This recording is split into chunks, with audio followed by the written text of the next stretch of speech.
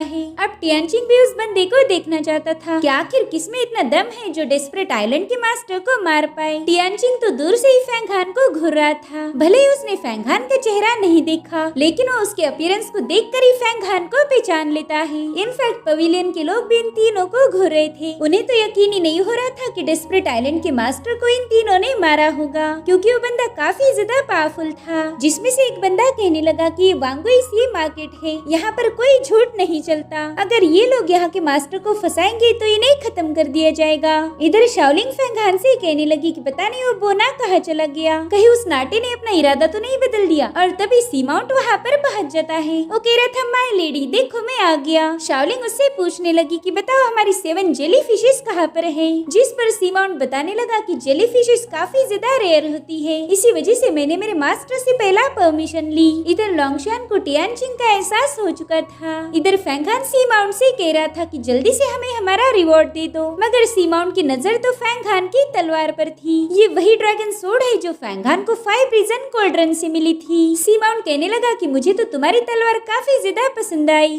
उसकी बकवास सुनकर शाओलिंग उस पर काफी ज्यादा भड़क गई। वो कह रही थी कि पहला तो तुम बातों को घुमाना बंद कर दो, जल्दी बताओ हमारी जेली फिशेस कहाँ पर है। अब शाओलिंग की डांट मिलते ही सी माउंट थोड़ा सा शांत हो गया, जिसके बाद वो बड़े ही अजीब तरीके से फैंग हान को घुरा था। वो कह रहा था शायद तुम इमॉर्टल मास्टर हो और मेरे ख्याल से तुमने वुड एलिमेंट को मास्टर किया है। फैंग हान भी थोड़ा सा चौंक गया था कि आखिर इस बंदे को मेरी वुडन टेक्निक के बारे में कैसे पता चला। फैंग हान उससे कहने लगा कि भले ही मेरे पास कोई भी टेक्निक क्यों ना हो, लेकिन तुम्हारा उससे क्या सरोकार। तो सी माउंट ने तुरंत एक मैजिकल वुड का पीस बाहर निकाल लिया। वो कह रहा था इमॉर्टल मास्टर अगर तुम इस पीस का सही से यूज करो तो ये तुम्हें काफी सारा फायदा देगा। ये छोटा सा मैजिकल पीस तुम्हारी वुडन टेक्निक को काफी हद तक इम्प्रूव करेगा। अगर तुम चाहो तो ये वुडन पीस ले सकती हो, लेकिन बदले में तुम्हें मुझे अपनी ये ड्रैगन सोर्ड देनी पड़ेगी। सोच लो ये पीस तुम्हारे काफी ज्यादा काम आएगा। जिस पर शाओलिंग कहने लगी कि अपनी बकवास बंद करो, हम तुम्हारे साथ कोई सौदा नहीं करना चाहते, हम तो बस यहाँ पर रिवॉर्ड लेने आए थे, इसलिए जल्दी से वो जेली फिशेस हमारे हवाले कर दो।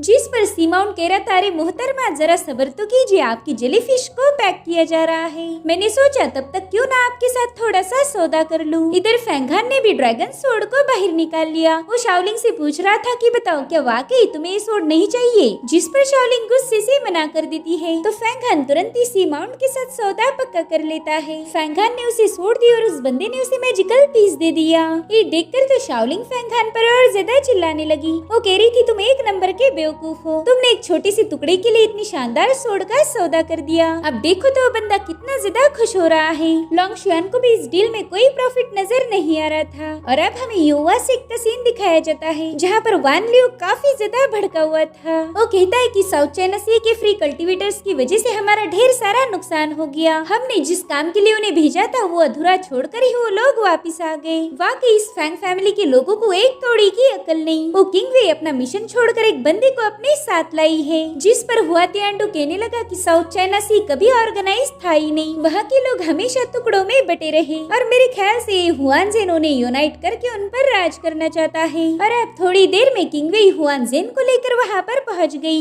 हुआन जेन हुआ तियांडो से कहता है कि मैं साउथ चाइना सी का फ्री कल्टीवेटर हूँ। जिस पर हुआ तियांडो कहने लगे कि आपने मेरे डिसाइपल की जान बचाई और उसके लिए मैं युवा सिख की तरफ से आपका शुक्रिया करता हूँ। जिस पर हुआन जेन कहने लगा कि ये तो मेरी खुशकिस्मती है कि मेरी आपके डिसाइपल्स के साथ मुलाकात हो गई। तभी किंग वे हुआ तियांडो के सामने हुआन जेन की तारीफी करने लगी, लेकिन वान लियो उसे बीच में ही इंटरप्ट करते हुए कहने लगा कि अब तुम यहाँ से जा सकती हो। इसलिए किंग वे को चुपचाप से वहाँ से जाना पड़ा। अब उसके जाने के बाद हुआन जेन हुआ तियांडो से कहने लगा कि जल्दी कैटेस्ट्रॉफी होने वाली है। भले ही हम कल्टीवेटर उस कैटेस्ट्रॉफी में खुद को बचा लेंगे, लेकिन मैं कॉमन लोगों के लिए परेशान हूँ। मेरे ख्याल से इस कैटेस्ट्रॉफी में हेवन एंड अर्थ दोनों भी इन्वॉल्व होंगे। ये सुनकर वान लियो और हुआ तियांडो दोनों भी चौंक गए थे। हुआ तियांडो कहते कि मुझे नहीं लगता कि कोई कैटेस्ट्रॉफी होने वाली है। हाँ ये बात मैं जानता हूँ कि साउथ चाइना सी में एक सितारा टूट के गिर चुका है, लेकिन ये तो कोई सेलेस्टियल घटना भी हो सकती है। इससे तो हम ये कंफर्म नहीं कर सकते कि वो कैटेस्ट्रॉफी का एक साइन होगा। हालांकि इसका जवाब भी हुआन जेन के पास था। वो कहता है कि जाओशियान नाम का एक टाइसिक का इमॉर्टल उस टापू पर गया था और वहाँ पर वो मिस्टीरियस तरीके से घायल हो गया। टाइसिक ने जब अपने डिसाइपल की ऐसी हालत देखी तब उन्होंने तुरंत ही बायमा आइलैंड को सील कर दिया। हुआन जेन की बातों से दोनों भी काफी ज्यादा चौंक गए थे। साथ ही हुआन जेन हुआनजिन को ये भी पता था कि हुआ तियानडू टाई सेक की एक लड़की के साथ शादी करने वाला है। अगर ये मैरिज प्रपोजल सक्सेसफुल रहा तो हुआ तियानडू को उस बायमा आइलैंड के बारे में काफी सारी जानकारी मिल सकती थी। अब हुआ तियानडू कहने लगा कि मास्टर हुआनजिन, आपके पास तो ढेर सारी इन्फॉर्मेशन है, पता नहीं आपको टाई सेक के और कितने सारे राज पता है। जिस पर हुआनजिन कहने लगा कि आप जिस लड़की के साथ शादी करना चाहते हो उसके पास इनेट बॉडी है और टाई सेक्ट ऐसा बिल्कुल नहीं चाहता कि उनकी इनेट बॉडी आपके युवा सेक्ट में आ जाए, इसलिए ज्यादा चांसेस ये है कि वो लोग शादी के लिए मना कर देंगे, यानी कि आपको टाई सेक्ट से कोई इन्फॉर्मेशन नहीं मिल पाएगी। लेकिन मेरे पास 3 सॉवरेन ग्रेट वर्च्यू का मैनुअल है और ये मैनुअल मैं आपको सौंपना चाहता हूँ, जिसे हुआ तियानडू ने तुरंत ही एक्सेप्ट कर लिया। अब हुआनजिन का काम तो हो चुका था, इसलिए वो हुआ तियानडू से अलविदा कहकर वहाँ से चला जाता है। उसके वहाँ से जाते ही वान लियो हुआ तियानडू से कहने लगा कि हम इस बंदे को ऐसे ही नहीं जाने दे सकते, इस बंदे के पास आपके मैरिज प्रपोजल की इन्फॉर्मेशन थी। इतना ही नहीं, उसने तो डिवाइन एबिलिटी का मैनुअल भी क्रिएट किया, ये बंदा आगे चलकर हमारे बहुत काम आ सकता है। जिस पर हुआ तियानडू कहते हैं हाँ, लेकिन इस बंदे का इंटेंशन मुझे समझ नहीं आ रहा, ये जरूर से कुछ न कुछ छुपा रहा है। चलो तुम एक काम करो, टाई सेक को संदेशा भेजो, उन्हें बता दो कि हुआ तियानडू उनसे मिलने आ रहा है। तो वान लियो तुरंत ही पैगाम भेजने के लिए वहाँ से चला गया और वहीं पर हुआ तियानडू अर्थ एंड हेवन की कैटास्ट्रॉफी के बारे में ही सोच रहे थे। इसी के साथ ये एपिसोड यहीं पर एंड हो जाता है। Thank you so much.